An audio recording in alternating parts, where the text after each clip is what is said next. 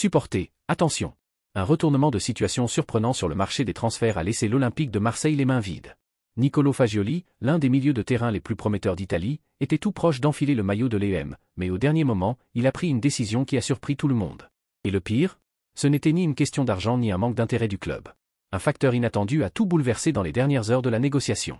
Vérifie tout de suite si c'est bien écrit sur la chaîne, car je t'apporte toutes les nouveautés en exclusivité ici. L'Olympique de Marseille était sur le point de boucler la signature de Niccolò Fagioli lors du dernier mercato, mais dans les instants décisifs, le jeune milieu de terrain italien a choisi un prêt à la Fiorentina. Et crois-moi, ce choix n'était pas seulement une question de tactique ou de projet sportif, un nom bien précis a fait toute la différence.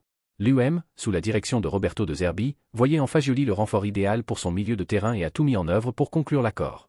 Pourtant, alors que tout semblait bien engagé, le joueur a décidé de prendre une autre direction, obligeant les dirigeants marseillais à trouver une nouvelle alternative pour le poste.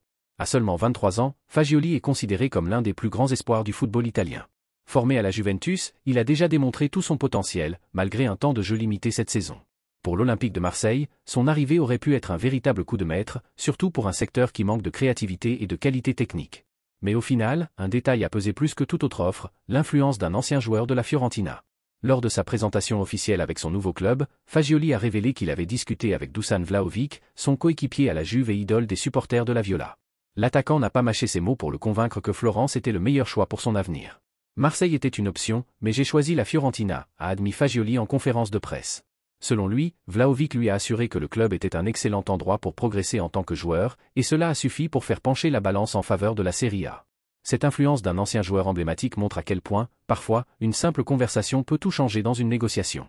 Pour les supporters de l'EM, la nouvelle n'a pas été bien accueillie, d'autant plus que le club comptait vraiment sur lui pour renforcer l'effectif. Mais tout n'est pas perdu pour Marseille. Après le refus de Fagioli, les dirigeants ont rapidement réagi en se tournant vers un autre joueur de haut niveau, Ismaël Bennacer, du Milan AC. L'international algérien a été recruté et aura désormais la mission d'apporter cette plus-value tant attendue au milieu de terrain phocéen.